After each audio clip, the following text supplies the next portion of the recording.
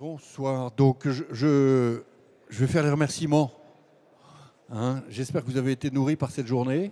J'ai rencontré pas mal de gens qui me disaient mais c'est dingue le contenu. C'est complètement dingue le contenu que vous avez accumulé aujourd'hui. Donc, je félicite les trois femmes qui ont monté cet événement, Caroline, Isabelle et Juliette. Et Laura. Elle est où? Laura, qui est la fille de Juliette. Voilà. Et donc, un événement extrêmement complet. Il y avait combien de conférences aujourd'hui? Une cinquantaine de conférences. Voilà. Bon, j'espère qu'on a couvert tout le champ. J'espère que vous avez compris qu'on avait une niaque d'enfer sur le sujet et que rien n'allait nous arrêter. Et j'espère que vous avez pris conscience du fait que les chiffres qui étaient derrière moi à l'instant présentés par Paul sont des gros chiffres. Hein, et il n'y a pas beaucoup de pays européens qui font ça. Hein, des chiffres dans lesquels on investit 250 millions d'euros en fonds propres dans les startups green tech, des chiffres dans lesquels on met, comme il l'a dit, plus de 2 milliards d'euros en financement de l'innovation sur le sujet, des chiffres dans lesquels on dit que, indépendamment des diagnostics transition énergétique, décarbonation, etc., qu'on fait, et on en fait 6-7 000 par an, sur les seules startups green tech, on fait en plus des diagnostics de performance et on en fait 200 par an. Bref, c'est quand même une énorme machine maintenant qu'on a bâtie. Je vous dis ça parce que pour tous ceux qui ont l'inquiétude du est-ce qu'on en fait assez, est-ce que vous ne pensez pas qu'on est déjà en train de décliner, donc tous ceux qui sont dans une pensée mélancolique, il ne faut pas l'être. Il faut que vous sachiez qu'on a un dispositif, une infrastructure, une armée de militants qui est juste incroyable et qui est en pleine vitesse. Hein, elle pourrait d'ailleurs faire honnêtement beaucoup plus si on avait plus de moyens. Ça, je peux aussi le dire.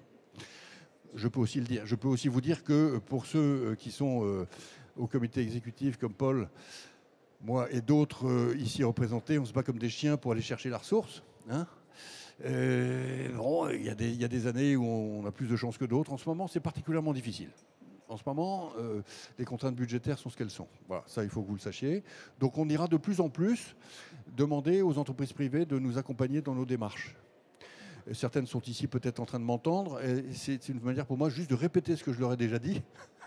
Il y en a un qui est derrière. À savoir qu'il ne faut pas beaucoup de sous pour changer le monde. Il ne faut pas beaucoup de sous finalement pour changer une PME. Et donc on aura besoin de la collectivité des grandes verticales de l'industrie française en particulier à nos côtés pour continuer ce porte-à-porte de masse qu'on a largement démarré. On a touché combien d'entreprises? 4500 entreprises déjà? 4300, et on avait fait la promesse au président de la République de voir 20 000 PME hein, en face-to-face, human-to-human, tête-à-tête. Donc sur les 20 000, on était à 4500 l'année dernière et on a bien l'intention d'être à nouveau dans les 4000 cette année. Hein, voilà. Voilà ce que je voulais vous dire, vous remercier. Vous souhaitez de revenir l'année prochaine dans une ville que nous n'avons pas choisie, mais qui sera peut-être au sud, puisque nous poursuivons notre tour de France, ce qui nous permet à chaque fois d'être bien connectés aux écosystèmes locaux. Ce matin, il y avait vraiment beaucoup de gens des Hauts-de-France et ça fait plaisir. Puis surtout, on découvre des endroits juste incroyables. La France est belle, hein? Un beau pays qu'on va décarboner. Merci.